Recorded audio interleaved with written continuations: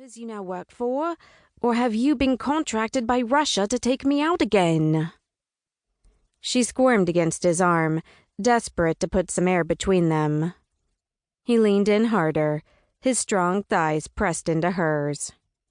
She wished he'd touch her the way his eyes suggested, although, if he did, she'd be a goner. She screamed at herself, "No," and say it again, "No." This dangerous man had already exceeded her tolerance for humiliation this decade. If she could maneuver a fist free, she'd punch his nose just to hear the gratifying crunch. Then she'd grind his balls until he experienced a fraction of the heart-shattering pain he'd caused her 8 months ago, when he'd abandoned her while she slept naked in his hotel room. She tensed her leg to kick up, sensing his distraction while he listened to the argument behind him. He pinned her tighter. "I said, don't move." "I hadn't yet." Adrenaline poured into her blood. Her training gave her the tools to escape him easily and inflict major hurt in the process. But discipline and control always flew out the window when she was near him. Her heart raced as her body betrayed its desire for this formidable man. She didn't know his specific preternatural capabilities. She'd watched him kill with more precision and less emotion than any human. What he did to kill the particularly evil placed him well into the not just a human category. "Please, tell me what you are doing here, Ragana." The Lithuanian word for witch betrayed his homeland. His gritty inflection of the foreign word turned it into an endearment. "Whatever you seek, you must acquire a different day." He kept her trapped, reminding her of his strength. He nodded toward the escalating cartel argument. "That is about to become a bullet shitstorm." She narrowed her eyes, refusing to answer. He shifted, allowing her a measure of freedom, and whispered hoarsely, "Why?" He shook his head and exhaled slowly.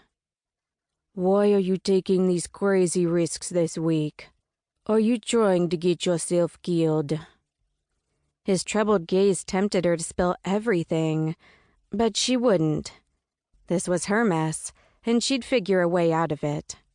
Reliance on another never ended well for her. The person almost always disappointed her or died. She said, "I must get this done, now." Concerned wrinkles creased his usually smooth forehead. His dark hair fell over his eyebrows, now longer than she'd ever seen it. It added a bad boy element to his deadly vibe. Between the hair and chiseled facial structure, she thought him model-worthy gorgeous. But the dark aura surrounding him and the death his presence promised overshadowed his beauty. He terrified most humans on a subconscious level. Most never attempted direct eye contact and avoided him. For her, his darkness did the opposite. It fascinated her. He gazed deeply into her eyes, as if trying to read her soul. "Does someone threaten you? Is that why you breached Blogger's Canadian compound 2 days ago?" "How do you know about that?" Chills slithered down her neck and dispersed through her arms and legs. He'd stalked her. Did that signal a personal interest in her? Her mind spat out, "Really, you're going to be that pitiful?" He'd proved how interested he was when he used then ditched her months ago. Maybe Russia really had ordered he attempt to assassinate her again, although she doubted it.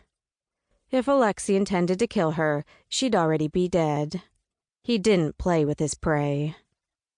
"This, whatever you're up to, is sloppy." He traced a finger across her cheek. "I can tell you're worried.